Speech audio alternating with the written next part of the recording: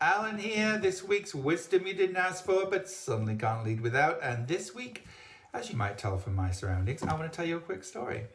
So this happened 8 years ago, right after my husband and I had adopted a couple of foster kids, or were taking a couple of foster kids for adoption. And one of them, my daughter, was 7 at the time, and she was taking a bath one day as I got home from work. And I went in to say hi and to wash her hair because she's got this beautiful thick curly head of locks, and it was always a project to get it done. So she always needed help, and so I soaped up her hair and we were laughing and joking around for a couple of minutes, and then suddenly out of nowhere she started to shake and scream and pull away from me. And of course I wondered what I'd done, but then she started pointing to the other end of the bathtub, screaming, "Shark, shark!" And she was genuinely convinced that there was a shark in the bathtub, and she was terrified. To make matters worse, she wouldn't let me touch her or lift her out of the tub. And it wasn't the first time that she'd had a moment like this, but it was certainly the first time that it had happened while she was in the bathtub with her head full of soapy hair. And at first, I didn't know what to do, and I had to catch my breath, and then I just had to let my instincts take over. And so I took off my shoes, and in full dress pants and shirt, I jumped into the bathtub and sat down right opposite her, and I looked her straight in the eye and smiled as I did it.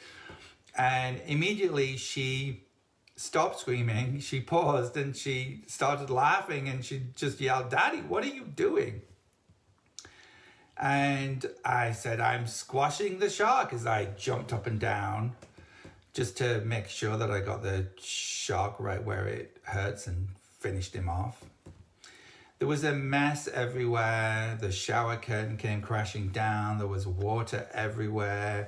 My husband came running in to see what was going on, and he just took one look at the situation and looked at me and smiled and went back to the kitchen because he knew.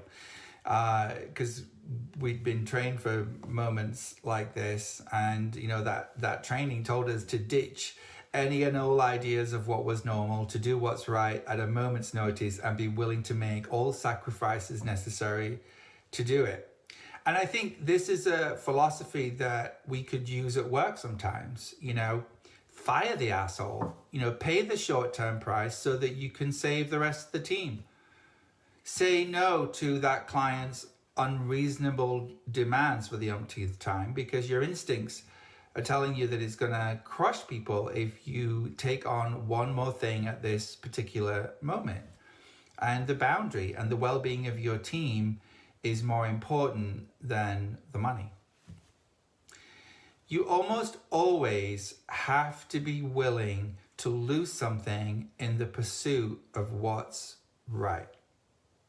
In my case, that day it was only a nice pair of pants and the iPhone that was in my pocket the entire time. But who cares? Who cares? Trust your instincts. That's this week's Wide Af, and I will see you next week.